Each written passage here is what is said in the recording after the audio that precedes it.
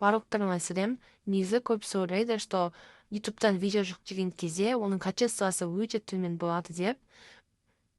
Барлықтарыңа сәлем. Негізі көп ойлайды, қалай 1080 качествомен видео жүктеу керектігі туралы көрсететін боламын.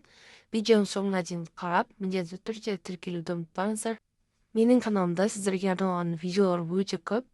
Влогтарымды, монтаждарымды, эксперименттерді көруді ұмытпаңыздар.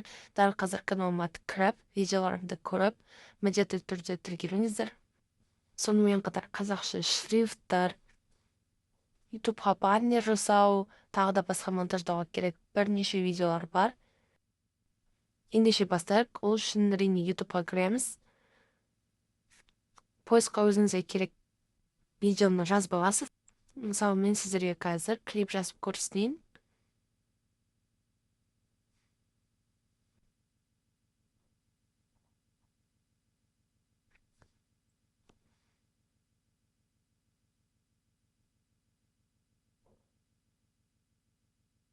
Осы жерде бірінші тұрған жауап бар ма деген Садырадиннің клипін қазір 1080 качествомен жүктейміз. Ол үшін осы жерде поделиться деген болады. Осы поделицаны басамыз. Содан кейін ссылканы копировать етеміз. Ссылка копировать етілді. Енді телеграмға кіреміз. Телеграмға дәл осы каналда жазасыздар. Поиск скачать видео из YouTube деген секілді. Менің каналға алдын ала тіркелген болатынмын. Ал сіздерге тіркелу үшін 3 канал береді. Немесе 2 канал береді. Сол 2 немесе 3 каналға тіркеліп шығасыздар. Содан кейін видеоларыңыздың ссылкасын жібересіздер. Осындай қылып сіздерге жібереді. Качествоны таңдайсыздар.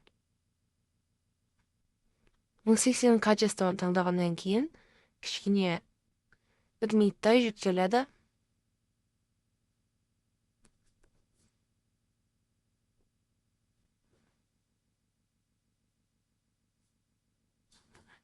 Қазір ютубқа видео жүктеп жатырмын, достар, міндетті түрде көріп кетіңіздер.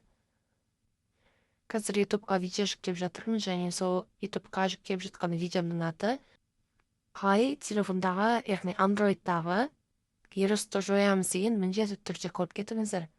Ол вирус барлық телефонға да шығуы мүмкін. Так что міндетті түрде көріп кетіңіздер. Видеомызды жалғастырайық. Видеомыздың качествосына қарай победне алады, яғни сіздің 1080 качество болса, онда менде көріп тұрғандарыңыздай 66 победне алып жатыр. Ол өте аз, яғни норма.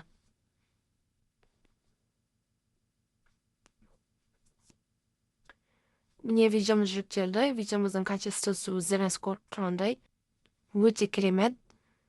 Енді осы жерде бесінде штучка болады, сол штучканы басып, сохранить в галереяды басасыздар. Содан кейін галереяға сақталады. Галереядан да дәл осындай әдемі качествомен көрінеді. Соңына дейін көргендеріңізге рахмет.